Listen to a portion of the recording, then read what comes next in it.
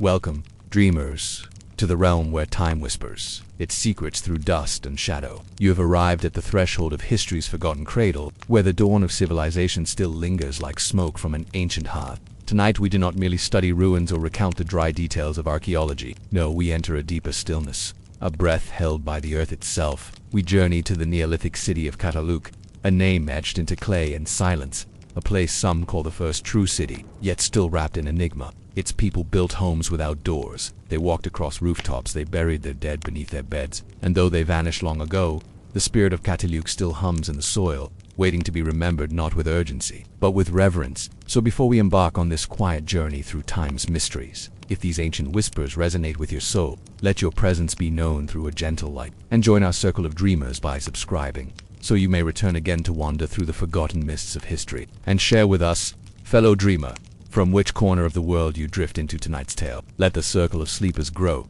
connected by memory, silence, and wonder.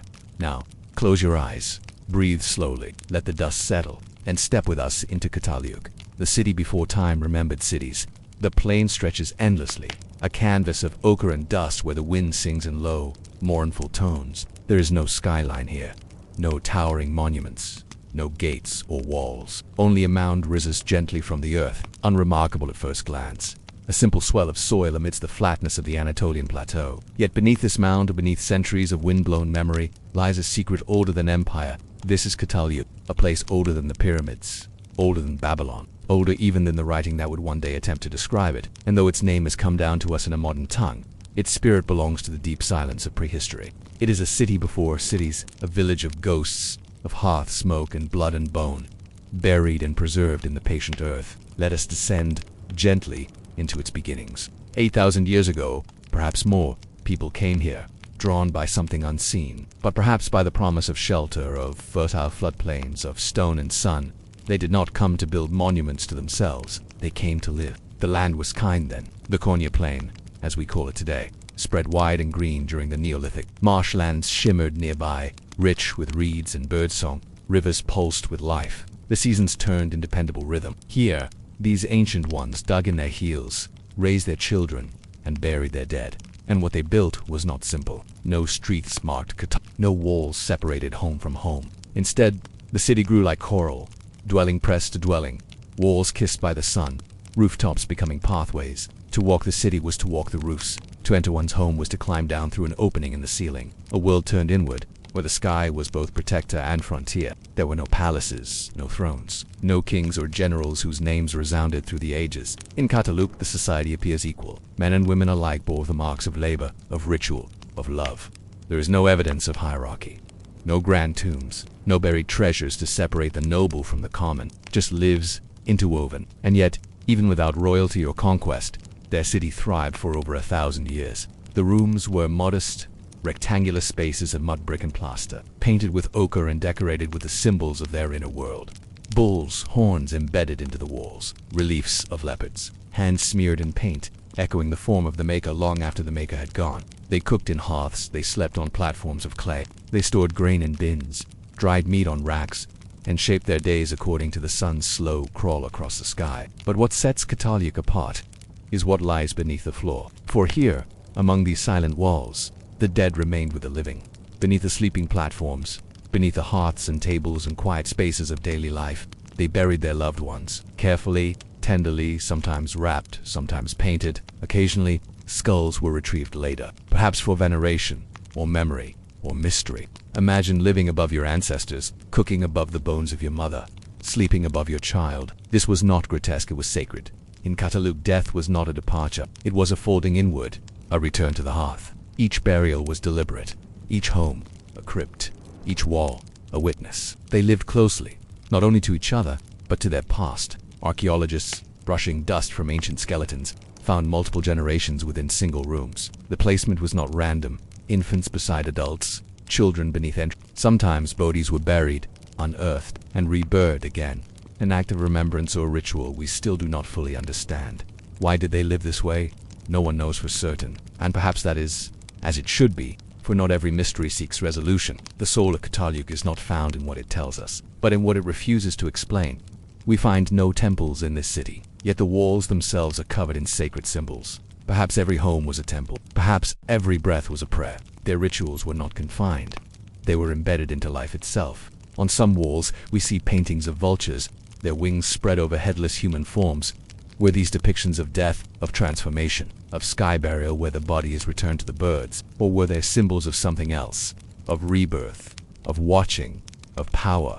We do not know, but we can feel there is something ancient in that sensation. The acceptance that some truths, like seeds, rest better buried. And still, Çatalhöyük speaks to us in whispers. The bones of its people reveal a people who worked hard, worn knees, scarred joints, yet they lived long for their time. They did not merely survive, they persisted, year after year, generation after generation, building, burying, remembering. Their obsidian tools gleam even now, black as frozen smoke, traded perhaps from volcanoes far to the east. And with these sharp stones, they shaped not just tools, but art. Small figures appear again and again.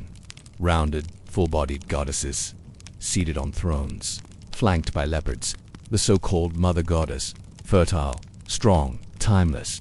Was she a deity, a protector, an ideal, or something else entirely? The symbols repeat, but their meaning eludes us. A leopard here, a bull there, horns mounted above the hearth. Are these echoes of shamanic visions, echoes of the hunt, or metaphors beyond our reach?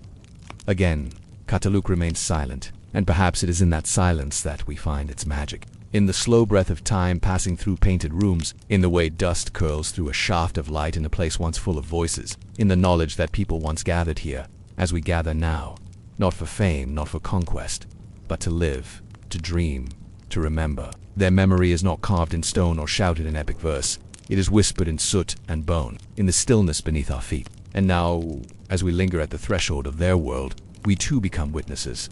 Not archaeologists, not tourists, but dreamers, drifting gently over rooftops once walked by sandaled feet. Breathe in the quiet of Çatalhöyük. Let the dust settle on your skin. Let the ancestors rise gently through the soil. They are not lost, they're simply waiting, as they always have. And tonight, you have returned to them. The sun does not set here as it does in our world of streets and steel. In Çatalhöyük, dusk glows like warm breath upon plastered walls. Light falls across rooftops in golden ribbons, touching the mud brick structures that once pulsed with laughter, footsteps, and sacred memory. It is here, above the city, that life unfolded, not upon the ground, but upon the skyward paths. The rooftops of Çatalhöyük were not simply the tops of homes. They were the arteries of the settlement. Without streets, the people of this ancient place climbed ladders, crossed roof to roof, and entered their homes through ceiling hatches. From above, the city would have seemed a vast quilt of mud and ash, rooftops flat and warm beneath the Neolithic sun. To live on a roof was to live close to the heavens. Perhaps it was a way of staying connected to the skies that watched them, or perhaps it was simply practical, avoiding the floods of the plain, the marshy ground, the snakes and crawling things that slithered beneath. Yet within this elevated city, daily life merged with ritual in a way that eludes us still. Imagine a day here. You rise not to the sound of alarms or machines, but to the hush of early wind brushing over rooftops. The hatch above your sleeping platform creaks open, letting in a shaft of light. You climb the ladder, emerging into a sky brushed with ochre and dawn. Around you, neighbors emerge as well, stepping onto their own roofs. Not strangers, but kin in rhythm with the same breath of earth. There is no door to knock, no bell to ring. To visit another's home is to cross rooftops like walking across a shared body. The hearths below remain warm from the night's embers. Food is prepared, not behind walls and fences, but within view of the sky. Children run across rooftops as if across courtyards. Elders sit in the open, their eyes soft with the memory of decades, watching the sun climb higher. But beneath this gentle domestic rhythm lies another current, something slower, deeper. Ritual in Çatalhöyük. Ritual was not hidden in temples. It was part of the fabric of daily life. The boundary between sacred and ordinary dissolved here. To cook was to remember. To sleep was to honor the dead beneath. To paint a wall was to inscribe the soul of a generation. On certain rooftops, evidence of animal offerings remains, pits filled with horns and bones, arranged with intent. These were not discarded scraps. They were gestures, offerings to unseen forces, to ancestral spirits, or perhaps to the earth itself. And inside, within the quiet breath of the home, the walls whispered stories. Each room was more than shelter. It was a canvas of spirit. The plaster was not bare. It was alive with images. Leopards leaping, bulls charging, handprints pressing forth from ancient pigment. Sometimes, geometric designs spun across the surfaces like meditative mantras. In some homes, red circles adorned the walls, spirals, eyes, symbols whose meanings have long since faded, but whose power has not. The people of Çatalhöyük lived surrounded by art, not as luxury but as necessity. Perhaps each image was a memory, a prayer, a whisper from one world into another. They lived without writing, yet they told stories in pigment and pattern, and as we walk beside them in thought, we begin to see how deeply intertwined their days were with something more than survival. Consider the horns embedded into walls, mounted above bulls' horns, curved like crescent moons, set into plaster with reverence. These were not mere decorations, they were symbols, anchors, invocations. Some scholars believe they represent male power, the hunt, the wild. Others believe they are part of a greater system of balance, feminine and masculine, birth and death, flesh and spirit. But perhaps they were simply reminders of the animal that gave its life, of the cycles that govern all things, of the breath behind the visible. There are homes here where the walls show repeated replastering, layer upon layer of sacred space, renewed like a ritual heartbeat. Each generation smoothed the wall anew, added their own images, buried their own dead beneath the floor. Over time, the walls thickened with memory. Imagine such a wall. Touch it in your mind. It is warm from sunlight. It hums with the lives of those who passed here. 1,000 years of mothers, of children, of stories now dissolved into dust. You press your palm to the plaster, and it welcomes you, not as a stranger, but as a returning breath. Outside, the rooftops remain busy. Smoke curls lazily into the afternoon air. Clay figurines are shaped with quiet hands. Goddesses with full bellies and wide hips, symbols of life and fecundity, guardians of the invisible. They are found in almost every home. Was she a deity, a protector of the hearth, or perhaps a symbol of the earth itself? Round, full, eternal. Some are seated on thrones, flanked by leopards. Others are smaller, held in the hand like prayers. They are not flamboyant. They are not adorned in wealth, but they radiate presence. And across the rooftops, the people move beneath their gaze. In time, seasons shift. The city breathes in and out, swelling and contracting. Rooms are abandoned, filled with rubble, and built over again. The mound rises slowly, not through war or decay, but through life itself. Each layer of Çatalhöyük is a heartbeat. A generation builds. The plaster is smoothed. A new hand paints the wall. A new child is buried. A new story begins. And through it all, the rituals persist. Even now, millennia later, when the sun strikes the ruins at just the right angle, shadows fall where walls once stood. You can almost hear the footsteps above, almost smell the hearth smoke, almost feel the presence of hands smoothing plaster, placing horns, whispering prayers in forgotten tongues. The city was never meant to impress. It was meant to endure. And perhaps that is its greatest mystery, that in its simplicity Çatalhöyük created something eternal, a community not built on conquest or wealth, but on rhythm, on memory, on shared breath. The rooftop paths still stretch across your imagination. The walls still whisper, the rituals still ripple. And tonight, we walk among them, not as outsiders, but as witnesses of the quietest kind. The city beneath the silence has opened itself once more, and in your dreaming, you are part of it now. The hush within a Çatalhöyük home was not empty. It pulsed with unseen breath. The quiet was dense, not the quiet of absence, but the quiet of presence, of memory, of closeness, of lives folded within lives. Here, sleep was not just sleep, it was communion. Beneath the platforms where children dreamed and lovers whispered in the dark, the dead lay gently folded, wrapped sometimes in reeds, sometimes painted in red ochre, laid in cold positions, as if still resting.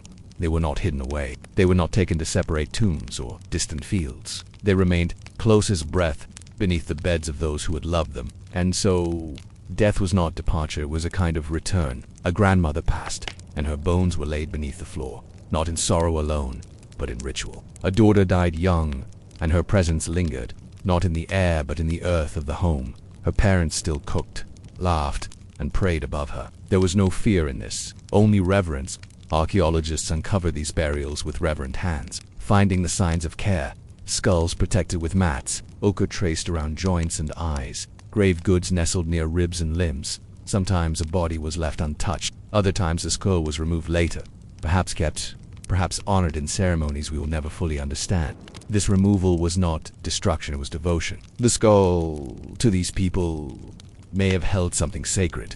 Memory, spirit, a channel to the ancestors. The face, even when gone, was remembered. In many homes, multiple burials were found beneath a single floor. Layers of lives, generations sleeping beneath one another, their bones cradled in soft soil and plaster. This layering was not random. The living chose carefully. The placement suggests memory, lineage, intention, and yet the reasons remain unknown. Was each burial a ritual of passage, Was there a sacred number 2? How many could sleep beneath a room? Were certain ancestors kept closer, more honored, more near? The questions ripple through time, unanswered and beautiful in their silence. One burial reveals a woman, elderly, her bones shaped by time and labor. Beneath her, the remains of a child. Above, traces of a young man. Together, they formed a family unknown to us by name, but known through their closeness. Their bodies speak not of hierarchy or wealth, but of shared space, shared love, shared end. We do not find elaborate tombs, we find tenderness. In the center of the room, a hearth burns, the warmth of the day glowing in the clay. Food is cooked, stories are told. Above, life continues. Below, memory rests. There are no headstones, no only the presence of those once held. Sometimes, when a new burial was added, the floor was a fresh layer of smooth clay, like a soft blanket, sealed the chamber below. This was not concealment, it was care. And when a room was abandoned, when a generation passed or moved on, it was often ritually closed, sometimes filled with debris, sometimes sealed in silence. A respectful pause, a recognition that the room had served its time, held its ghosts, kept its memories. Not all skulls stayed buried. In some cases, they were retrieved perhaps years later, painted with oak, reshaped with plaster, placed in prominent places, on shelves, near hearths These were not trophies, they were not warnings, they were love, remembered through ritual. A mother's face, reconstructed and kept near. A grandfather's cranium, red as sunset, watching over the family. An ancestor's smile, now faded, resting by the firelight. In one home, a skull was found with a deep red coating and traces of being touched, as if passed from hand to hand over the years. Not as a relic, but as presence. Perhaps they told stories to the skull, perhaps they wept before it, or perhaps they simply sat near it in the evenings, letting memory rise like steam from the hearth. Such intimacy with the dead is foreign to us now. We push death far from view. We seal it behind doors and names and stones. But here it was woven into breath, into walls, into sleep. When night fell on Çatalhöyük, and the fires dimmed, and silence returned to the rooftops, the city did not grow quiet with absence. It grew full with memory.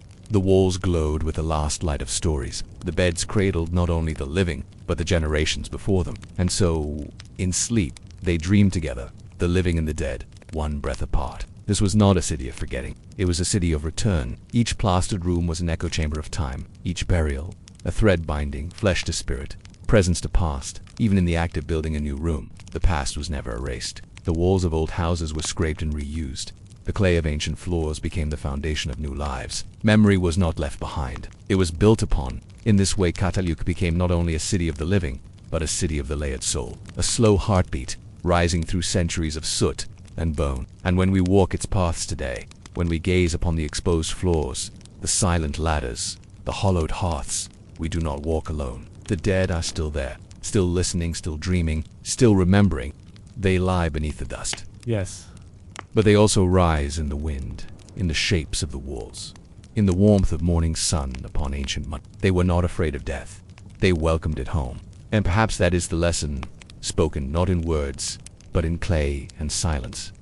That there is no true separation. That the dead, like the stars, are always just above or below, waiting not to haunt us, but to remind us that we are not alone. Tonight, you sleep as they did, above memory, wrapped in the breath of generations. And you are held.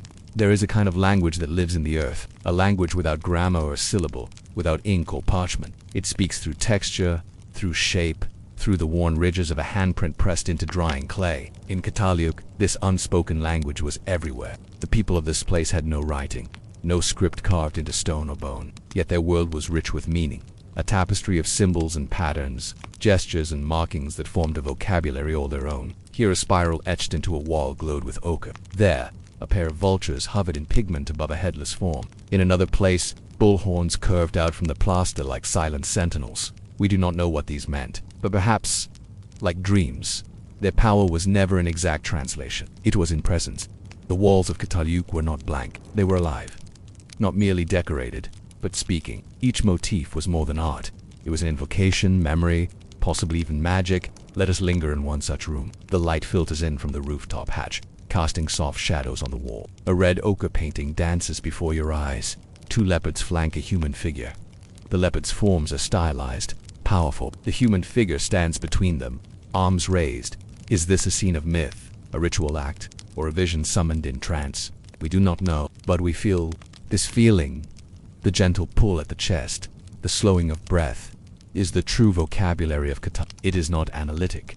It is atmospheric, a language of sensation and memory. The symbols repeat: bulls, leopards, vultures, sometimes clusters of dots, sometimes rows of handprints. On one wall, a series of red concentric circles spirals outward like a slow heartbeat. Some believe they mark seasons. Others see them as portals, thresholds between this world and another. In one of the most mysterious paintings found here, a pattern of rectangles unfolds like a map. Some archaeologists once imagined it as the first known depiction of a settlement, perhaps even of Çatalhöyük itself, with a volcano erupting in the background.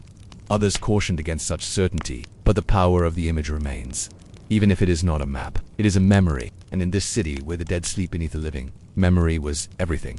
They had no books, but their walls remembered, their plaster told stories, their figurines whispered prayers, every object held the weight of time. Obsidian tools were shaped with obsessive care. The dark volcanic glass, sharp as moonlight, served not only in daily life but likely in ceremony. Obsidian mirrors have been found here, polished until they reflected the face of the gazer. Imagine holding such a mirror in firelight, watching your own eyes shimmer like stars across water. In homes across the site, small clay balls were tucked away in corners, smoothed, identical, their purpose unknown. Were they tokens, counters, ritual objects? No one knows. But they were made with care, shaped by fingers that lived and loved long before writing came to codify thought. This, too, is a kind of language, a rhythm passed down through gesture, through repetition. The grandmother showing her granddaughter how to shape a figure, a boy learning the curve of a horn for the hearth wall, a lover pressing a painted hand onto the plaster, side by side with another.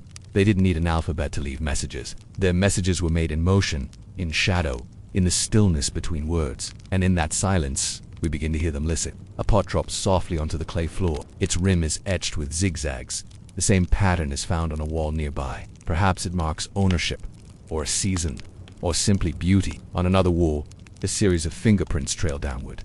Child-sized, messy, layered. Were they playful, or part of a ritual, a blessing, a farewell? We do not translate these things in the way we translate language. We absorb them. There is, perhaps, no greater act of trust than to live without writing, to pass meaning not through frozen script but through memory. And yet Çatalhöyük can do it for centuries. Its culture persisted, its rituals deepened, its art matured, all without a single inscribed word.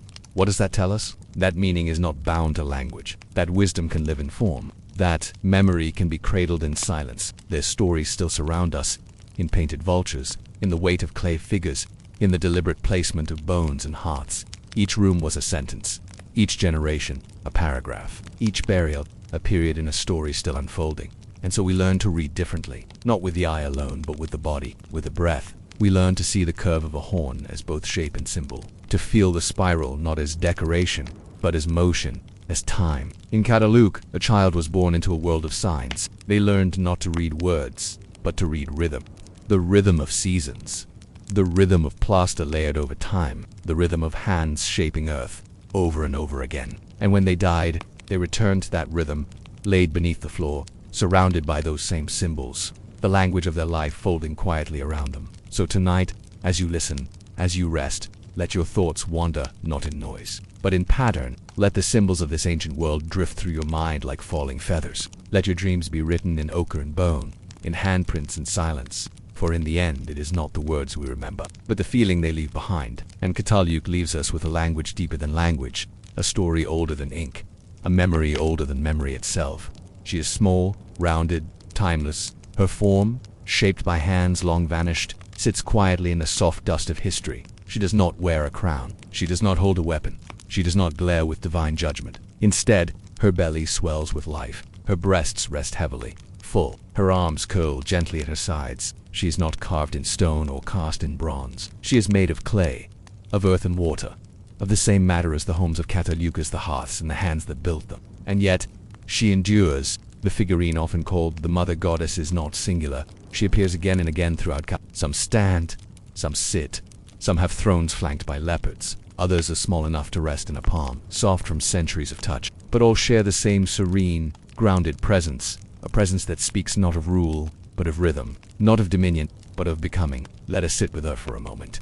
The room is warm. Light from a rooftop hatch casts long amber fingers across the floor. The scent of smoke and clay clings to the walls, and there she rests in a niche by the hearth, or buried in the floor, or nestled among grain.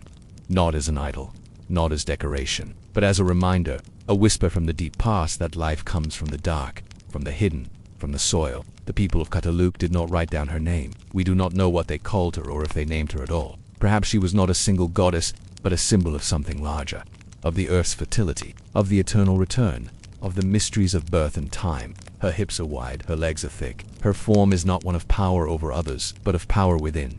She is the source, the root, the cave of becoming. In one of the most famous figure ants, she sits upon a throne. Leopards flank her like silent guardians.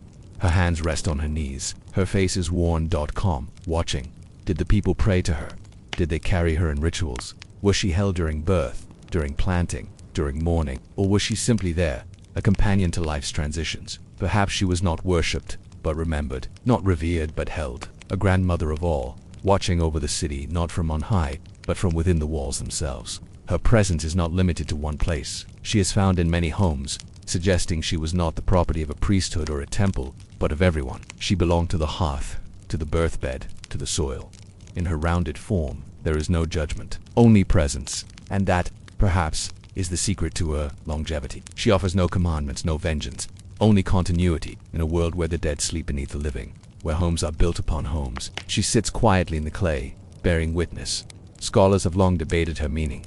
Was she a goddess of fertility, a mother figure, an ancestor spirit, or were these labels imposed by our own need for definition? The people of Çatalhöyük lived in a world without writing, but not without meaning. Their symbols were fluid, their rituals intimate, their beliefs rooted in the rhythms of nature. The goddess in the clay may not have been worshipped in the way we imagine, on altars with incense and chants, but through touch, through presence, through repetition. Perhaps a mother held the figure as she labored. Perhaps a child pressed it into the earth during planting. Perhaps the figurine sat by the hearth, a silent companion to meals, songs, silences. She was part of life, and so part of death. Some of these figurines were found in burial contexts, placed beside the dead as if to guide them. Others were found broken, intentionally, as if to release their spirit. Still others were tucked into storage bins, hidden from view. Their purpose may have shifted, evolved, transformed over time, but always they returned, in new forms, new gestures, new clay. And that is the essence of the goddess,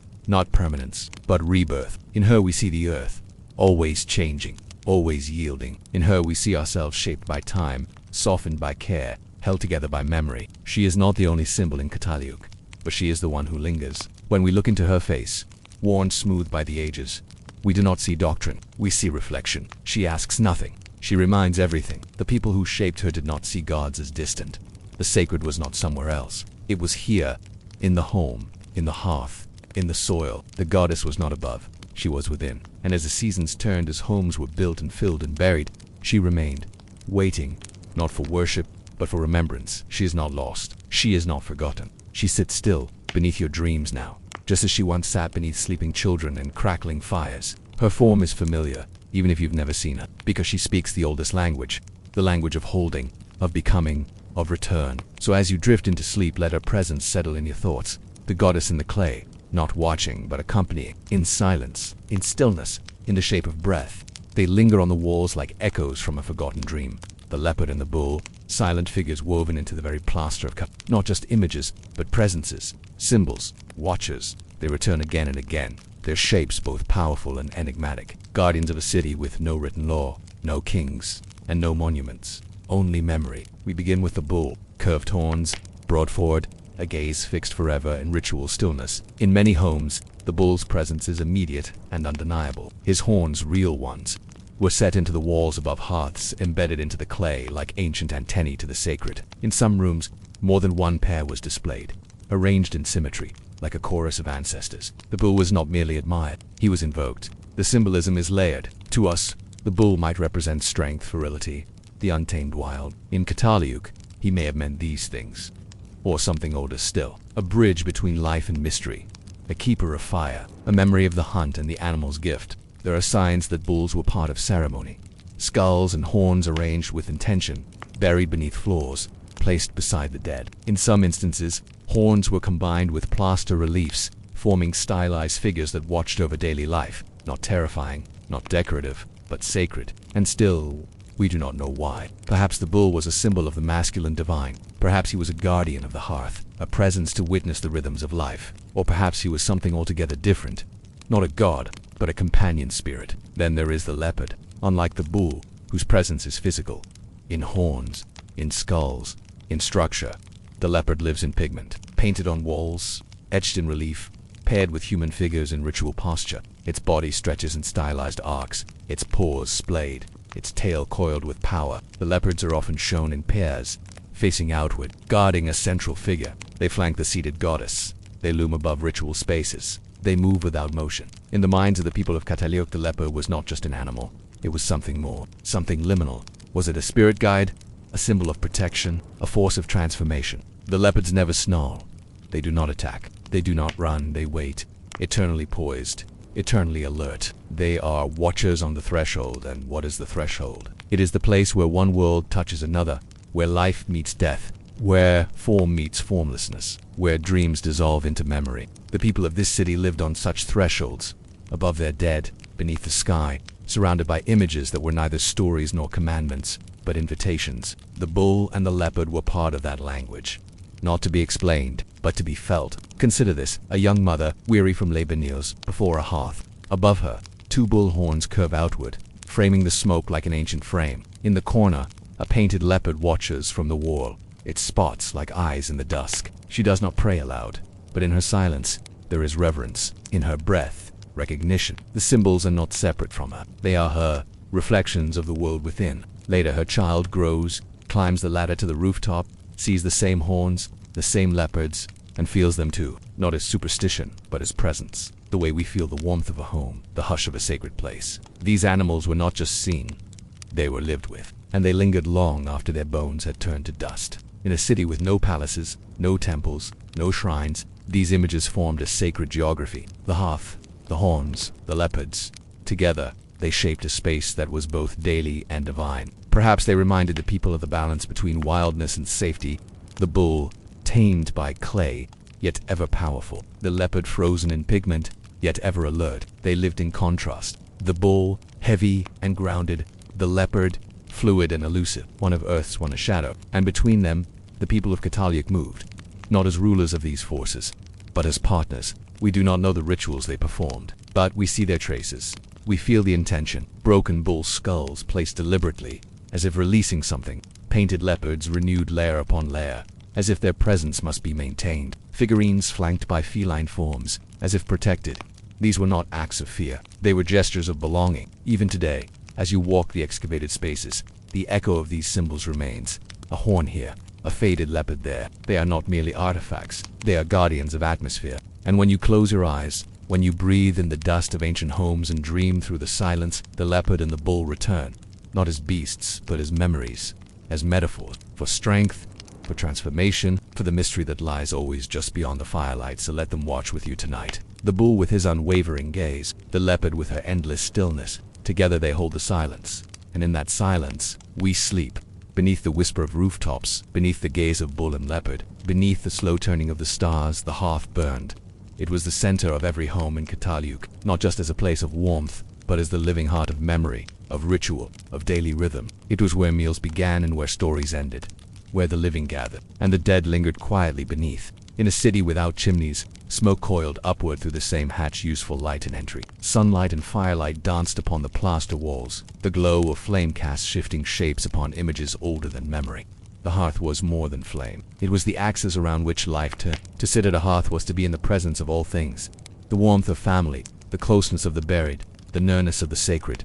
The fire was not merely fuel, it was a living spirit, a presence that consumed and gave, destroyed and created. Each hearth told a story, layers of ash built up over time, carrying traces of ancient meals, of gatherings, of silence. In the ash, archaeologists find fragments of bone, seeds charred by time, obsidian flakes dulled by fire's kiss. These are not just refuse. They are offerings, moments, the residue of days lived with meaning. And yet, no two hearths are exactly the same. Some are circular, others oval, some are sunken slightly into the floor. In some homes, they are placed centrally. In others, near the wall. There is no rigid template, only rhythm, preference, perhaps even personality. In one home, the hearth is bordered with a raised clay edge. It contains not just flame, but intention. In another, it lies just above a burial, the warmth of fire feeding downward into the earth, an eternal gesture of remembrance. Imagine sitting beside such a hearth. The walls around you flicker softly with painted symbols. The air is warm and still. You can hear the faint breath of wind above, but here, below, everything slows. You hold a bowl carved from bone, its edges smoothed by hands long gone. Inside, a stew of wild grains, bitter roots, tender meat. The scent rises with the smoke, mingling with old plaster and ancestral memory. You are not alone. A voice beside you hums a melody. A child laughs in the corner.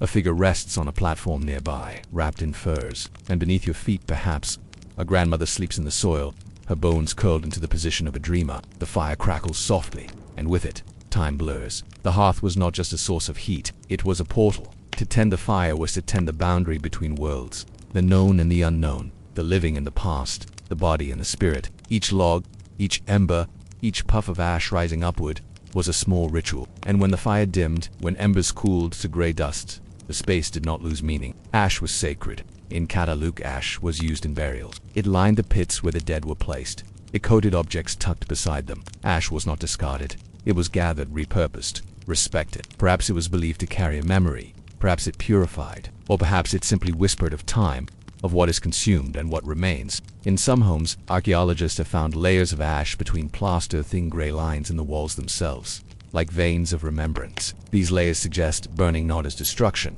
but as transformation. Fire did not end things, it renewed them. There is even evidence that entire rooms were deliberately burned, not by accident, but by intent. Walls blackened by soot, plaster cracked by heat. Was it a cleansing, a farewell, a ritual of closure? We may never know, but again, we can feel. Fire is presence, ash is memory. The hearth glowing in the center of the home was where the two met, and it was shared. There were no central temples in Çatalhöyük, no great halls of fire where priests tended sacred flames. The hearth was in every home. The sacred was domestic, accessible, immediate. Everyone tended the fire. Everyone told stories by its glow. Everyone buried their memories in the warmth beneath. Even the youngest children would have known its light. Even the oldest among them would have tended its fading embers one last time before being placed into the floor nearby. And so fire became a thread, connecting generations, connecting breath to breath, light to shadow, now to then. It is easy to romanticize such simplicity, but this was not simplicity. It was depth. 1,000 hearths flickered over 1,000 nights, each casting shadows against leopards and bulls, each warming bodies woven with lineage and love, and all of them, over time, contributed to the rising mound of earth we now call because fire, too, leaves layers, and in those layers, stories rest, waiting. So, tonight, as you listen, as you lie still beneath your own roof, remember the hearth, its glow, its hush, its memory. You are not so far from them. Those firekeepers of ancient days. The hearth still burns, and its warmth reaches you still. The walls of Çatalhöyük do not crumble. They do not shout. They do not impose. They whisper. They stand not in triumph, but in remembrance, soft-edged, breathing dust, layered like the skin of time itself. To walk among them is to be wrapped not in ruins, but in memory. These walls were not stone fortresses. They were made of mud brick, humble, earthen, alive. Each brick was formed by hand, shaped from clay and straw and dried beneath a Neolithic sun. Then stacked, pressed, and sealed in plaster, smoothed over with fingertips and care. But what made these walls endure was not their material. It was their memory. Every home in Çatalhöyük was built upon the remains of another. The dead beneath the floor. The plaster renewed again and again. As families passed on or grew, the rooms were filled, sealed, and built over. Like the rings of a tree, the city rose upward in layers, not in conquest, but in continuity. To plaster a wall was to write a chapter in a book without words. To repaint a symbol was to speak a prayer. To smooth fresh clay over old cracks was to blend the past into the present. And so, the walls remembered. They held the handprints of children long turned to bone. They bore the clawed shapes of leopards and the spirals of dreaming minds. They were canvases of the collective soul. Let us enter one such room. Its walls curved gently inward, worn from centuries of human breath. The light from above touches a red motif, a set of concentric circles, pulsing like sound. Beside it, a line of handprints, some small, some large, a family, perhaps a lineage. And across the room, a relief, a pair of bull's horns set into the plaster, flanked by painted vultures. It is not decoration, it is communication. These walls do not shout their stories. They do not demand interpretation, they invite you to feel. There are homes in Çatalhöyük where the plaster was renewed over 60 times. 60 layers of memory, 60 moments of smoothing, painting, whispering. Imagine the ceremony of it. A woman kneels with a bowl of wet plaster. She scoops the creamy clay with her hands. With each stroke, she covers the past, not to erase, but to preserve. She paints anew, perhaps a symbol from her childhood, perhaps something she saw in a dream, perhaps a spiral, for the turning seasons, for the cycles of birth and decay. She does not explain it, she does not name it, she simply presses it into being, and the wall remembers. Later a child grows in that same room, sleeps in the same corner, eats from the same hearth. The symbols become part of their landscape, as familiar as the sky. When the child grows older, they too take the plaster bowl.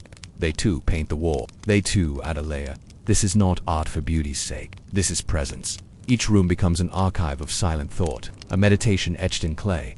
The plaster grows thick with lives, with touch, with unspoken dreams. Sometimes, reliefs were added, raised forms built from shaped clay, horns, ridges, even full-bodied shapes, emerging from the wall like spirits rising from the earth. These were not narrative scenes. They were impressions, invitations, markers of the invisible. Even in rooms where no figures were painted, the very act of smoothing and layering carried weight. Each wall was a relationship, not between builder and object, but between soul and space.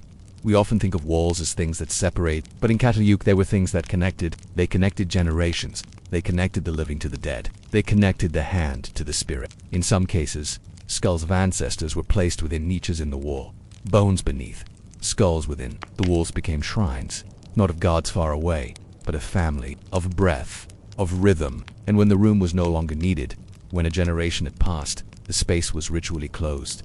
The hearth filled in, the floor sealed, the walls left intact, not destroyed, not broken, but gently entombed beneath new life. Above them, a new room would rise, a new wall, a new rhythm. And so the mound of Çatalhöyük grew, not from collapse, but from continuity. Even now, as archaeologists gently peel away the layers, the walls speak. They find traces of pigment, ochre reds, charcoal blacks, lime whites. They find fingerprints, still visible after 8,000 years. They find walls that cradled laughter, mourning, prayer. They do not find explanations, only silence. But in that silence, everything lives. Tonight, let your own walls soften. Let your breath echo against the memories of Çatalhöyük. Let your dreams trace the spirals. Let your thoughts press gently into the clay. And know that the walls remember you, too. Beneath the soles of bare feet, beneath woven mats and sleeping furs, beneath the quiet crackle of hearths, they waited. The dead of Çatalhöyük were never far. They were not taken to distant fields or carved into tombs. There were no cemeteries, no monuments, no visible markers etched with names. In this city of memory, burial was not separation. It was continuity. The dead were laid into the very floor of life. They rested beneath the sleeping platforms, beneath the cooking spaces, beneath the doorways and ladders, wrapped in ritual, cradled in clay. These were not grand gestures. They were intimate ones. The deceased was folded into a crouched position, knees drawn to chest, the way we all enter the world. The posture was not one of sorrow. It was one of return to the womb of the earth, to the breath before memory. Some were buried alone, others with company, a child beside a parent, a woman beside a man. The graves were shallow, sealed with layers of earth and plaster, and then life continued above them. To live in Çatalhöyük was to live within lineage. Each room was a constellation of the present and the past. You cooked where your mother had died. You slept above your sister's resting place. You laughed with friends beside your grandfather's silent vigil beneath the floor. It was not morbid. It was sacred. They understood something we often forget.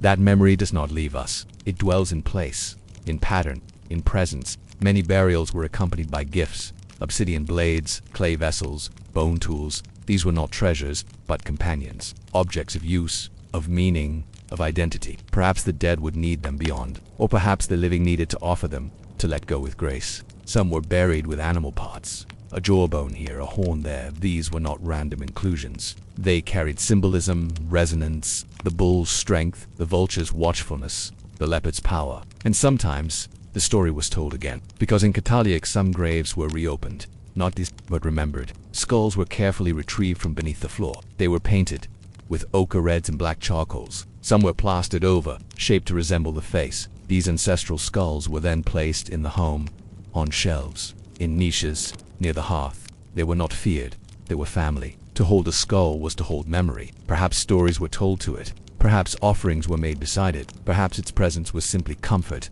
the echo of a loved one, still watching. In one home, beneath a platform bed, archaeologists found multiple burials layered across years. Each individual was placed with care, Some had jewelry, some had painted bones. Each one was unique, yet all were part of the room's spirit. The living did not walk above strangers. They walked above their own. And when a room reached its fullness, when the burials beneath it whispered their last, the space was sealed, not torn down, but gently closed, filled with debris, covered, forgotten by purpose, not by memory.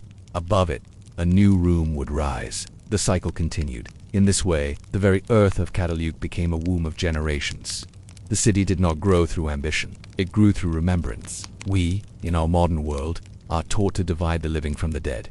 We hide our grief. We sterilize loss. We forget to listen to the quiet ground. But the people of Çatalhöyük remembered.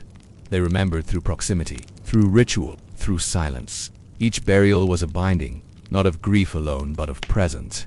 And the city became a great book of the body. Layer upon layer, each room a chapter, each life a line, each burial a pause between breaths. Some skeletons bear marks of care, healed injuries, signs of long life. Others, signs of hardship, broken bones, worn joints.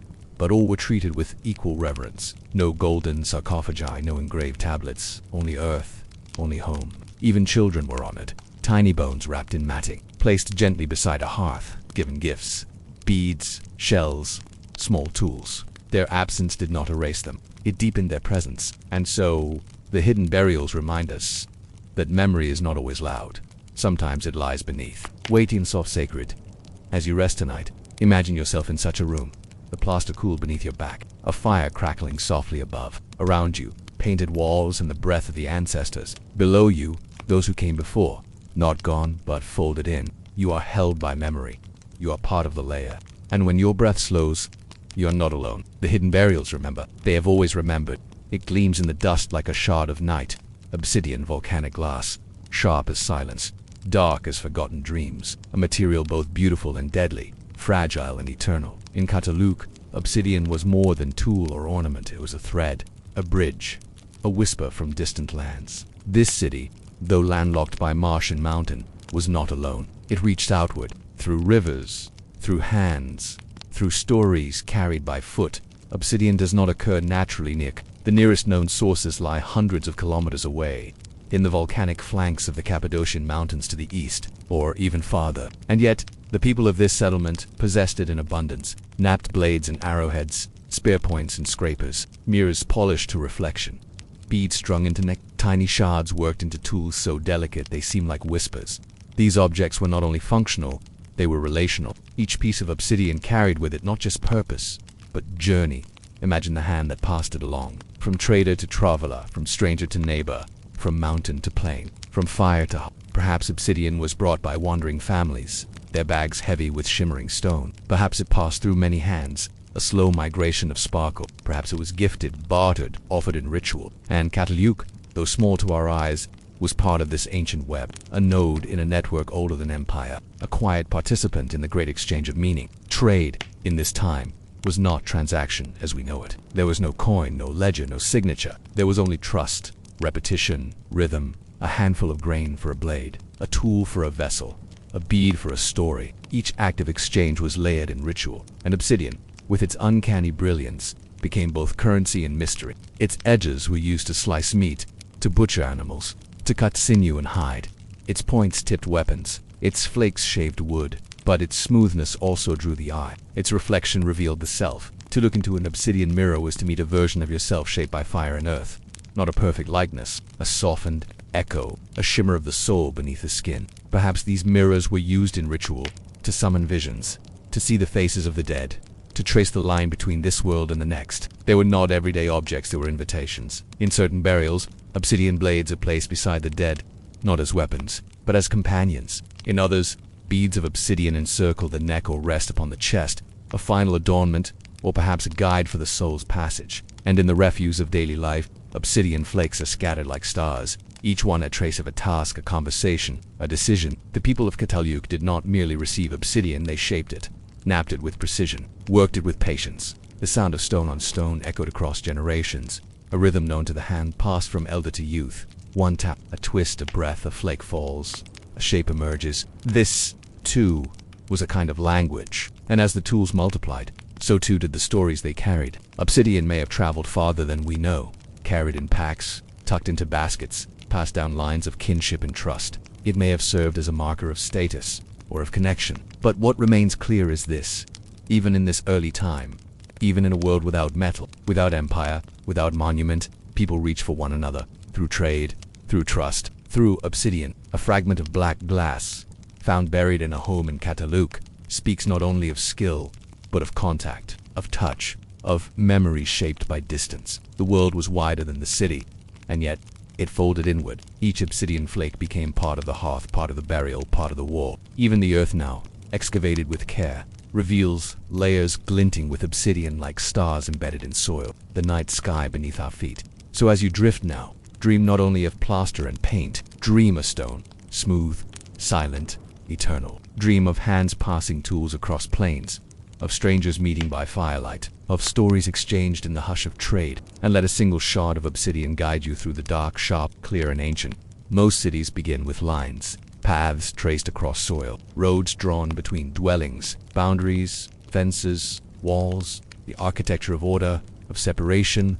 But Çatalhöyük grew differently. It rose, not in lines, but in layers, not outward, but upward. A city without streets, a city without alleys or boulevards, a city whose footpaths touched the sky. To walk Çatalhöyük was to walk across rooftops, homes pressed against one another like woven threads, so close, so seamless, that the top of one became the path to another. The city was not built around roads, it was built upon itself. There were no doors at ground level, no stoops, no gates. Instead, ladders connected roof to interior. A hole in the ceiling led into the heart of each dwelling.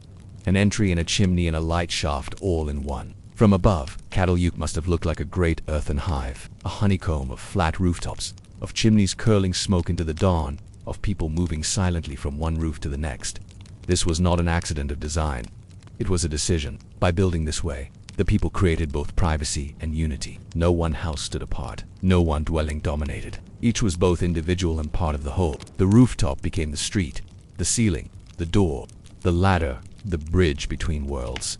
There was safety in this. At ground level, the marshes swelled, animals roamed, danger lurked. But above, there was air, light, perspective. Children could run from home to home without ever touching the earth. Neighbors could visit by crossing over roofs, like walking across a field of clay. Each rooftop was a stage for daily chores, for grinding grain, for drying meat, for conversation and solitude. And when night fell, the city became a constellation. Fires flickered from rooftop hearths. Laughter echoed across the dusk. The people of Çatalhöyük moved beneath stars, their lives stitched into the sky. We, who navigate cities of asphalt and concrete, can hardly imagine it. A city without traffic, without sound beyond wind and voice, without separation between home and sky. Even within homes, the lack of streets shaped experience. Each ladder descent was a transition, from openness to enclosure, from sky to sanctuary. Inside, the room wrapped around you. No doors, only the hearth's glow, the softness of plaster, the presence of painted walls. This architecture shaped how people lived. It shaped how they thought. To live in a city without streets was to live in a relationship with your neighbors, with the wind, with the dead. The absence of roads meant the absence of distance. The community was intimate, interwoven, a village in the sky. And yet, it was not chaotic. There was structure, invisible, but present. Ladders faced certain directions. Roofs followed the arc of the sun. Entrances were aligned, perhaps with winds or stars or custom. It was not random, it was remembered. Each new house was built beside the old, each rooftop a continuation, each room a response. Even today, the pattern is visible. From above, the excavated mound reveals the tight lattice of walls and roofs, each dwelling pressed against the next, each space marked by time. The city, from its birth, grew not in conquest, but in community. To live here was to walk gently, to know your neighbor, to share not just space, but breath. And perhaps that is the lesson, that a city need not dominate the earth to endure. That architecture can be an act of intimacy, not imposition. The people of Çatalhöyük built a place not of grandeur, but of grace. A city that rose from earth and returned to it. No gates, no towers, no streets, only rooftops, only breath, only memory. And so tonight, as you rest beneath your own ceiling, imagine climbing a ladder into sleep, stepping onto a roof warmed by the day's sun, looking out over a field of homes, flat and quiet and infinite. And no, you walk with them still. The city breathed in rhythm with the turning sky. There were no calendars in Çatalhöyük, No names for months, no mechanical clocks ticking toward tomorrow. And yet, the people knew time deeply. They knew it through the feel of the soil, through the shadows cast across the rooftop at sunrise, through the taste of drying grain, through the weight of silence before rain. Time was not measured, it was lived. Seasons arrived not with fanfare but with subtle signs. The flight of birds overhead, the swelling of riverbanks, the yellowing of marsh grasses at the edge of the plain. Each shift in wind, each breath of chill, each new scent in the air was a teacher. The people listened, they watched, they adjusted. In the wet season, the Konya plain soft, rain fell like whispered prayers, filling streams, greening the land. Water collected in low places, transforming the earth into a mirror. Homes glistened with moisture, and the people huddled closer around the hearths. Their days slower, their stories longer. And when the dry season returned, it returned with brightness, with cracked clay, buzzing insects and sun that clung to the back of the neck. The city shimmered beneath a pale sky, its rooftops hard and hot underfoot. Tasks changed with the light. Spring meant planting, a time of kneeling, of digging fingers into soft earth, of placing seeds as offerings to the unknown. Families worked together, scattering hope across the soil. Summer meant gathering, grain stored in bins, fruits dried on rooftops, herbs hung from ladders in the wind, the air filled with scent, of fire smoke, of fermenting mash, of the sweet rot of abundance. Autumn was the season of change, a liminal time, neither warm nor cold, when memories stretched longer in the shadows. It was then, perhaps, that burials were made, that walls were painted, that rituals whispered more closely. Winter was quiet. The cold slowed the breath of the city. Frost brushed the rooftops in the early light. Families stayed inside longer, closer, wrapped in furs and silence. The hearth burned longer. The stories grew deeper. There were no coats or clocks, only rhythm. Only the knowledge passed from mother to child, from elder to apprentice, from dream to gesture. Animals followed this rhythm too. Dogs nestled in corners of homes, warming the feet of sleepers. Cattle huddled in shelters near the edges of the settlement. Wild creatures moved across the plain, their migration a message that the earth was turning once more.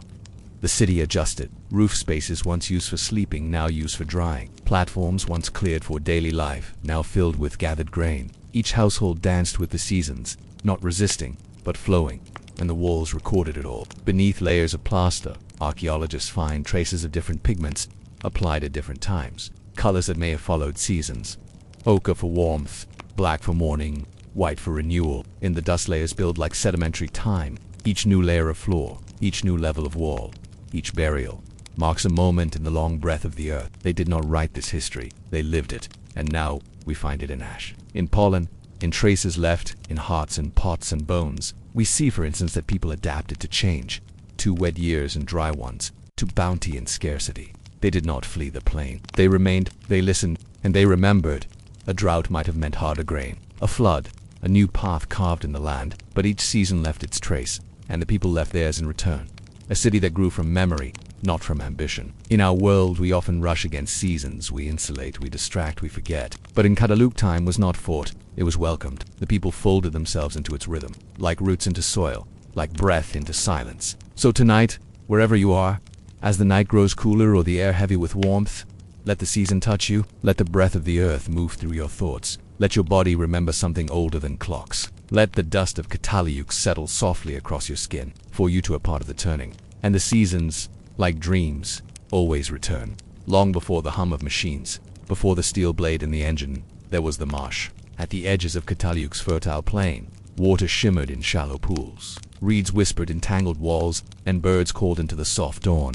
It was not wilderness. It was not wilderness in the way we imagine it, as something separate from the human world. No, the marsh was part of the people, and the people were part of the marsh. Here, they hunted, not for sport, not for conquest, but for rhythm. Hunting was not domination, it was communion. To step into the marsh light with a bow or spear was to step into silence, a silence made of breath, of stillness, of listening. The hunter became shadow. The prey deer moved through the grass's hooves soft against wet soil. Wild cattle, aurochs, lumbered in herds, snorting at the wind. Foxes darted through the sedges, their backs curved like reeds. Boars stirred in the underbrush, powerful and wary. And high above, vultures circled, already watching, already knowing. In this world, the hunter carried not only tools, but prayers, an obsidian blade, sharp as a thought, a flint-tipped arrow, a sling, heavy with rounded stones, and within knowledge passed through generations. how to track prints through muddy ground, how to read the rustle of birds, how to approach not as a master, but as a guest. Perhaps a hunt began in ritual, a gesture to the bull's horns mounted above the hut, a word whispered to the leper painted on the wall, an offering, a feather, a bead, a breath. Then the hunter stepped into the waterlight. The marsh was alive. Dragonflies buzzed, wings glinting like obsidian shards. Frogs croaked in rhythm with the reeds. The air hung thick with scent. Mud, pollen, the musk of unseen creatures. To hunt here was to know patience. Hours might pass without motion. The hunter crouched, submerged to the knees, breathing with the wind, a ripple in the water, a shift in the birds, a soft sound, hoof, breath, breaking stalk. Then, the moment, a blur of motion, the whistle of stone through air. But even then, even in the taking of life, there was gratitude. The animal was no waste. It was offering, its meat shared, its hide tanned, its bones shaped, its spirit remembered. In some homes, horns from the hunt were set into plaster, not as trophies, but as reminders. Reminders of the gift, the exchange, the breath that moves through all things. In certain burials, tools of the hunt were placed beside the dead, as if to say, you knew the rhythm, you moved with it, you may need it again. The marsh was not just resource, it was ritual space. There are traces of seasonal patterns in the remains of hunted animals, indications that certain species were taken only in certain times. Not everything was hunted, only what was needed, only when the rhythm called. Perhaps they spoke to the animals, perhaps they sang as they cleaned the meat, their voices low, soothing, circular, like water returning to water. And when the hunt was over, when the meat was dried or stewed, when the bones were cracked for marrow, when the skins were stretched and smoked, there was rest. The hunter returned not as victor, but as bridge, a carrier of memory, a keeper of balance. Children listened as elders told stories of past hunts, of the one who faced the aurochs and lived, of the one who followed a deer across the plain for days and returned with more than food, a vision perhaps, a lesson. For the hunt was not always about the kill. Sometimes it was about the watching, about vanishing into the reeds, about hearing the language of birds and recognizing yourself in the silence. Even now, the bones of hunted animals rest in the soil of Çatalhöyük, broken, scraped, scattered, but not discarded. They are part of the city, part of the story. In one room, fragments of antler form a small pile of tools, perhaps, or offerings, or both. In another, a wild boar's tusk lies beside a sleeping platform, touched, maybe, by the hand of a child who remembered the day it was taken. The marsh no longer whispers as it once did. Its waters receded with time. Its birds flew elsewhere. But the echoes remain. And tonight, as you close your eyes, as you breathe with the rhythm of the ancestors, let the marsh return to you. Let the reeds part. Let the birds rise. Let your breath slow. And walk softly into the marshlight. You do not hunt. You listen. They did not speak of agriculture in Çatalhöyük as we do. They did not name it. They did not define it. They simply lived it. For them, the act of touching soil, of planting grain, of coaxing food from the earth, was not a revolution. It was an extension of breath, a natural unfolding, an offering made and received in rhythm. Their hands shaped not only walls and vessels, but also the land around the mound that would become Çatalhöyük. The people pressed their fingers into the waiting earth, placing seeds like whispers into the loam. Immer wheat, barley, lentils, peas, ancient grains, resilient and quiet, swelled with the pulse of the plain. These were not vast fields, not ordered rows, but pockets of cultivated patience, scattered, tended, remembered. The harvest was not hoarded, it was stored with care. Clay bins rose inside the homes, some shaped like large bellies, sealed with mud, hidden beneath the sleeping platforms or beside the hearths. In them, grain rested like memory, enough for winter, enough for guests, enough for offerings. The act of grinding became ritual. Women knelt on rooftop slabs, holding stone to stone. The sound echoed softly, a rhythmic music of transformation, grain to flour, seed to sustenance. Their grinding stones were worn smooth, kissed by generations of hands, and around them, children played, dogs stretched in the sun. The air filled with dust, and the scent of the earth, turned by love. They did not own the land, they belonged to it. Sometimes they gathered, sometimes they planted. Both were sacred. Wild almonds, pistachios, fruits from trees growing untamed, roots pulled from marshy places, herbs dried on strings near the ladder. The line between wild and tended blurred, just as it did with animals. For though they hunted, they also began to herd sheep, goats, cattle. At first they followed the herds. Then they guided them. Then they lived with them. Within the courtyards and edges of the city, these creatures found shelter. Their milk was taken. Their wool was spun. Their meat was honored. And yet, The people of Çatalhöyük did not fence them as we might. They lived among, not above. This, too, was agriculture. Not control, but coexistence. Hands in the earth, hands on the hands weaving wool into thread, each motion a conversation, each act a continuation. Even tools were shaped with patience. Bonals, carved from the remains of once living things. Flint sickles, their edges serrated with memory. Obsidian knives, gleaming with intention. And in each, the imprint of a hand, not just the makers, but all those who came before. There is evidence of experimental fields, places where seeds were tested, where yields were watched, where failures were met with understanding, not punishment. They were not chasing efficiency, they were tending balance. And in this, they thrived. The city did not rise because of war, it rose because of food, because the earth provided, because the people listened. There were years of plenty, years of less, but always, the hands returned to the soil. Not in dominance, but in devotion. Perhaps there was song, low, humming tunes carried across the plain. Or perhaps there was only silence. The silence of hope, of patience, of knowing the seed would sleep before it would rise. We find traces of their harvest in the bones of their bodies. Isotopes in teeth reveal diets rich in grain and legume, whereon knees and spines speak of hours spent close to the ground. Their bodies carried the mark of the land, not as burdened, but as testament. In one home, a small figure was found tucked beside a grain bin. A goddess, perhaps, or a symbol of life. Fat, round, watching.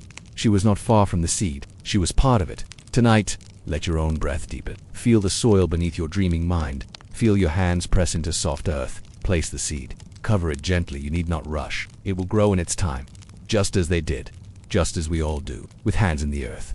Night in Çatalhöyük did not descend quickly. It stretched, like silk unwinding across the sky. First, a cooling of light, then a deepening of silence, then a soft hush, as if the air itself began to sleep. And upon the rooftops, the people gathered. Not in haste, not in fear, but in stillness. Above the homes, above the heart, above the buried ancestors and the soft pulse of painted walls, they stepped into the breath of stars. The rooftop was not merely structure, it was sanctuary. By day it was a place of labor, by evening it became a place of dreaming. Families reclined upon mats woven from reed and wool. Fires flickered low in shallow pits. The sky turned slowly, silently, infinitely. There were no walls to separate them from the heavens, only distance.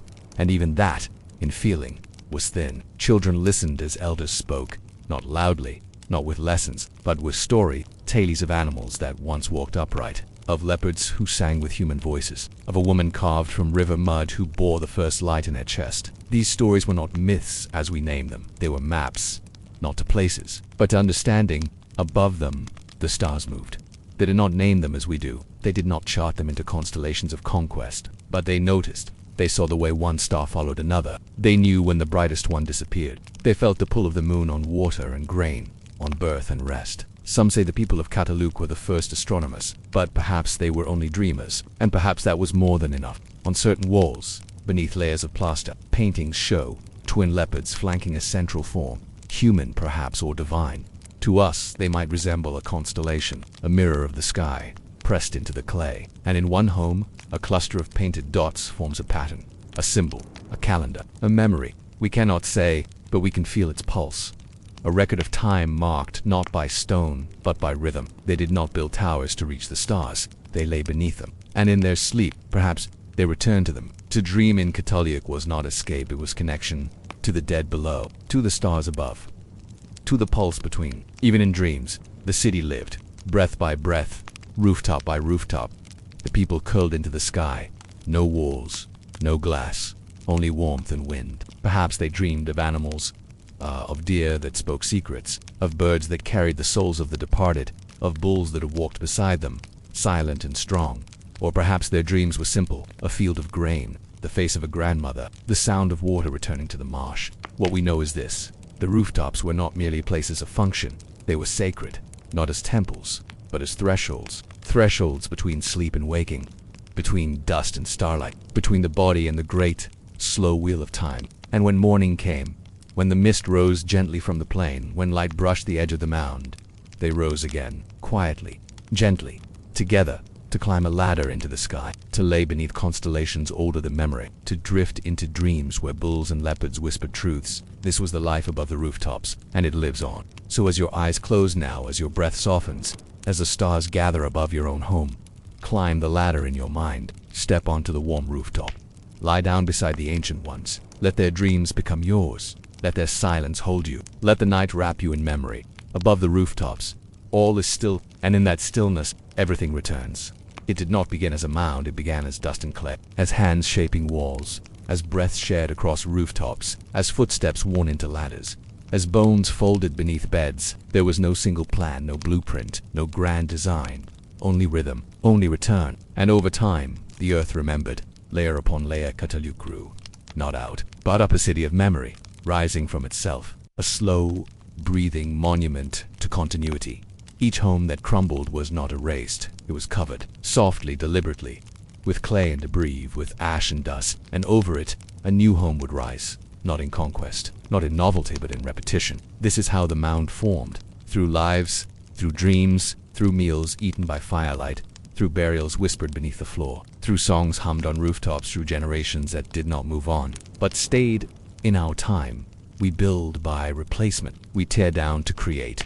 We erase to begin. But in Çatalhöyük they built by remembering. Nothing was thrown away without thought. A broken wall became foundation. A worn hearth became burial. The past was not past. It was structure. And the mound rose. Each layer tells a story. The lower ones are older, cooler, darker, closer to the marshlight of the city's birth. The upper ones are newer, brighter, more spacious, touched by subtle change. There are over 18 distinct layers, each one a generation, each one a breath. To excavate Çatalhöyük is to travel through time, not across space, but through earth. We dig downward and fall into memory. In the lower layers, walls hug closer together, rooms are tighter, burials more numerous. In the upper layers, space opens slightly. New symbols appear. A new rhythm whispers through the clay. But the essence remains. Even as change unfolds, the pattern holds. Home built on home. Ancestor beneath ancestor. Plaster layered over plaster. And so the mound became a body, not of one person, but of a people. An archive of present. An earthen temple without a priest. A history written not in ink, but in habitation. From afar, Çatalhöyük now appears as a gentle rise in the plain. A swell of earth. Unremarkable at first glance, but beneath that swell lies 1,000 years of living, 1,000 years of breathing, 1,000 years of believing in the act of staying. Imagine standing at the base, the wind brushing against your face, the sun settling behind the hills. You look up and see not a mound, but a memory, and it calls you, because the mound is not only made of earth, it is made of repetition, of ritual, of silence. Even now, the archaeologists tread gently. Brushes, not shovels. Patience, not haste. Each layer they uncover reveals not only structure, but soul. A soot-stained hearth, a wall painted red, a burial holding a child in a vessel, a leopard's paw traced in pigment, a handprint pressed long ago into drying clay. They do not rush, they listen. Because to unearth the mound is to speak to those who never left. And those voices, though soft, are still here. They rise like dust in morning light. They linger like warmth in plaster. They echo like footsteps across forgotten rooftops. And as the excavation continues, as the wind curls over the exposed rooms and silent hearths, the mound breathes again. It tells us, we are not new, we are not alone. We are not separate from the soil. We are, each of us, layers. We are built upon what came before. We carry what others left behind. So as you lie still tonight, feel the mound beneath your dreaming body. Not a hill, but a home. Not a ruin, but a rhythm. You are not outside of it. You are part of it, and as you breathe, the mound rises once more. There is a silence in Çatalhöyük that no wind can stir. A silence not born from absence, but from presence so deep it does not need to speak. It lies between the walls in the narrow places, in the spaces unpainted, in the gaps untouched by plaster or pigment. These are not empty places. They are breathing rooms for memory. To walk through Çatalhöyük today is to brush against this silence. You move between walls that once heard laughter, tears, prayers, and yet now speak in hushes and subtle breath. This silence is not the silence of forgetting. It is the silence of reverence. In our world, we fill silence quickly, with sound, with noise, with voice. But here, the people knew the value of the unsaid. They knew that between stories there must be stillness. That between the layers of paint, the pauses mattered. That between the acts of life, grinding, burying, building, there were moments of breath. Perhaps this is why their walls feel so alive. Not because of what's painted on them, but because of what they chose not to paint. In many homes, the walls remain blank. Not as neglect, but as balance. A single spiral, perhaps one set of handprints. And then nothing more.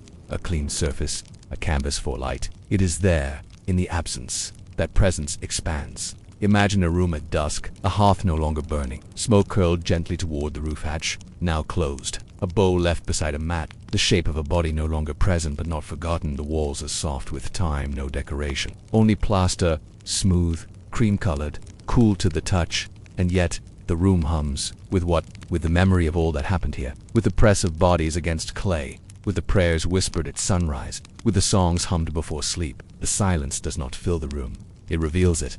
This city was never loud. There were no carriages, no bells, no announcements, only footsteps, only breathing, only the low voices of a community that knew time differently. Silence was part of their rhythm, it followed work, it preceded sleep, it accompanied the sacred. Even in ritual, silence mattered.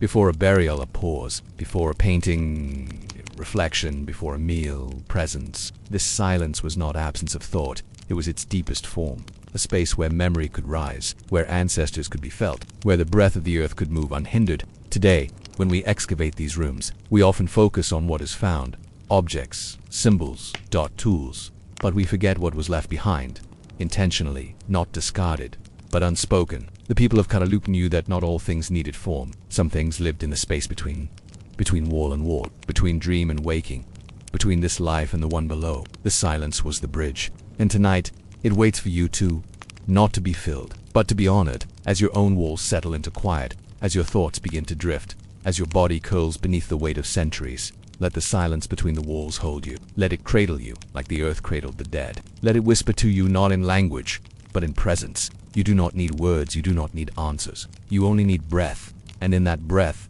you join them.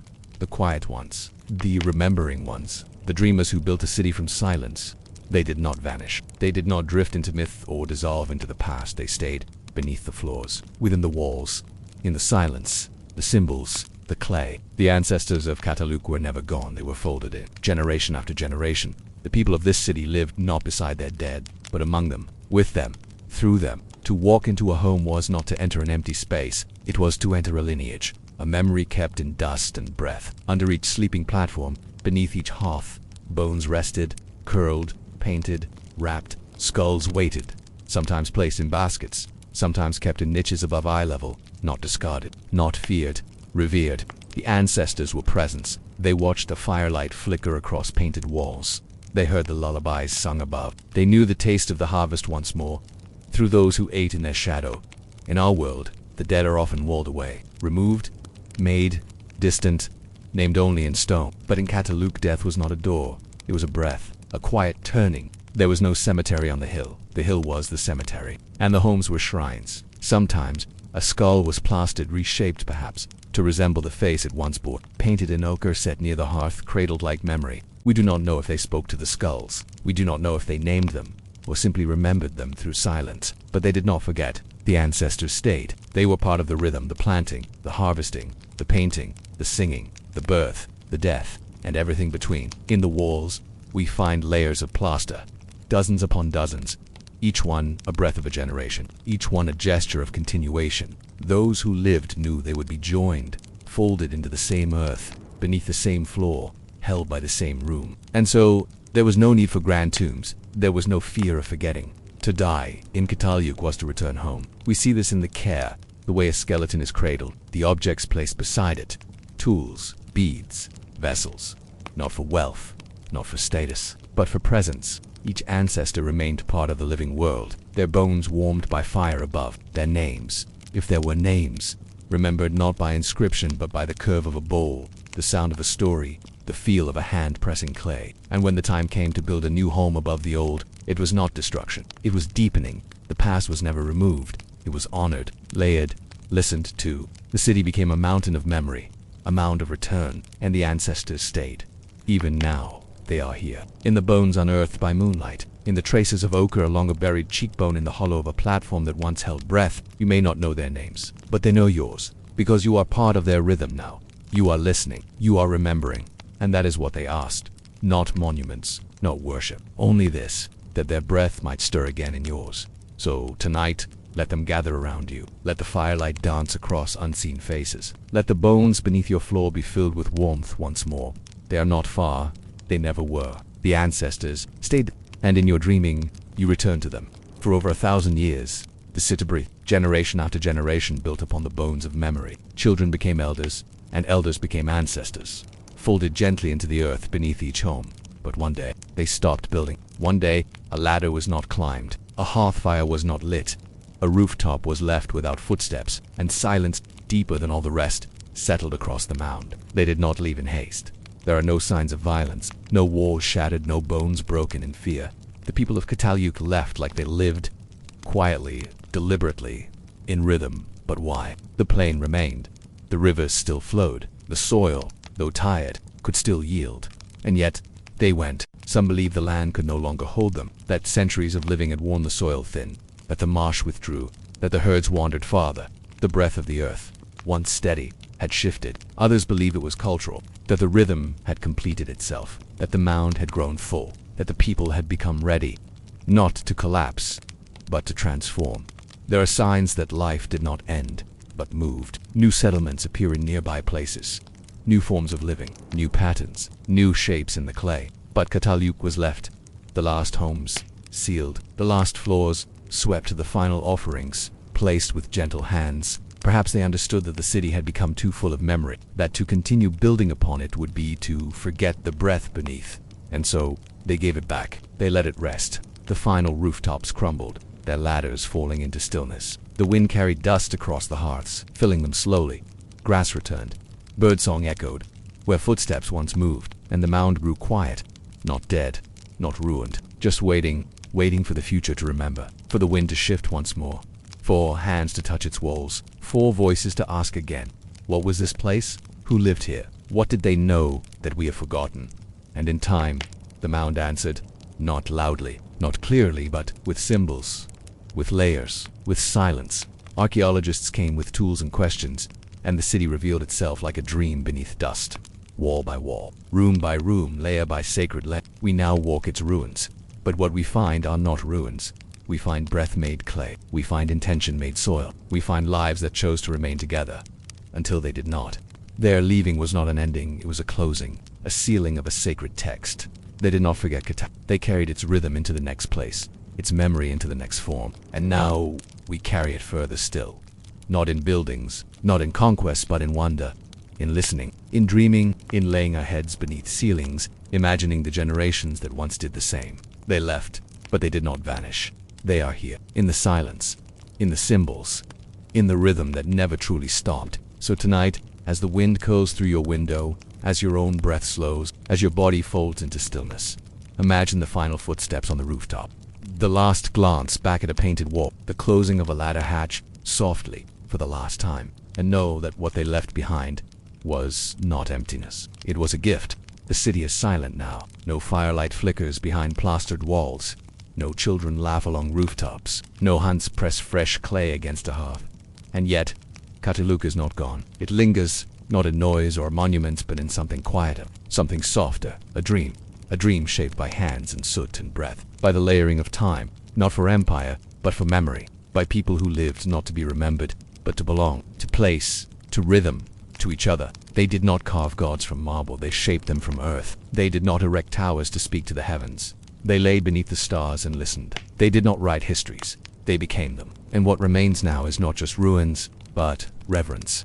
The dream that remains is not loud. It is not filled with dates or dynasties. It is not measured in battles or kings. It is measured in layers, in footprints fossilized in dust, in hands worn smooth by grinding stone, in walls repainted with memory, again and again. It is the dream of the ordinary made sacred, of living deeply in one place, of tending fire, planting grain, holding the dead close. This is not a dream of the past alone. It is a dream of return. For every time we slow down, every time we kneel beside the earth, every time we choose continuity over novelty, community over conquest, silence over spectacle, we are remembering Çatalhöyük. Even now, beneath the Turkish sky, the mound remains, soft-edged, weathered, eternal, a quiet hill among many, holding in its belly 1,000 years of breath. And the dream breathes still, in the archaeologist's careful brush, in the wind curling through uncovered walls, in the reverent hush of visitors who walk without speaking. It breathes in you, as you listen, as you drift, as you return night after night, 2 stories older than stone. You are part of this dream now, a witness to the sacredness of the simple, a keeper of the hush between generations. So tonight, As you close your eyes, as your breath softens like wind across a plain, as the stars bloom above your sleeping mind, let the dream of Çatalhöyük wrap around you. Let its rooftops rise again. Let its hearts warm your memory. Let its silence hold your soul. And in your deepest rest know this, nothing is ever truly gone. Not when it is made of breath, not when it is made of care, not when it is dreamed again and again. In the quiet of the heart, Çatalhöyük remains. You have walked softly through the shadows of a city older than memory. You have breathed beside its hearths, dreamed upon its rooftops, and listened to the silence between its walls. Çatalhöyük was never meant to dazzle. It was not carved in grandeur, but shaped in presence, in handprint, in soil, in the steady pulse of living, layered gently, generation upon generation. And now, you carry its rhythm within you. As you lie still beneath your own ceiling, know that above you stretch stars that once looked down upon that ancient plain. Know that beneath you lies the same earth that once held their bones, their seeds, their whispered prayers. You are not far. You are part of this long dreaming, this quiet remembering of lives lived with care. You have traveled not to a place, but to a feeling, a sacred hush where the dead are honored, the living are held, and time folds like soft clay around the soul. If these whispers have stirred something within you, a silence, a longing, then let it be known with the gentlest of gestures, like a subscription to our quiet circle of dreamers. And if you feel cold, share from where in the world your spirit joined us tonight. Let the dreaming connect us, across lands, across hours, across stories. Let us build not cities, but memory. And now, beloved listener, rest. Let the goddess and the clay keep watch. Let the bull and the leopard guard your dreams. Let the ancestors hum softly beneath your bed. You are safe, you are held, you are remembered. Good night from Çatalhöyük, and from all the ancient places that still live in silence. Sleep gently, dream deeply, and return when you are ready. The story will still be here.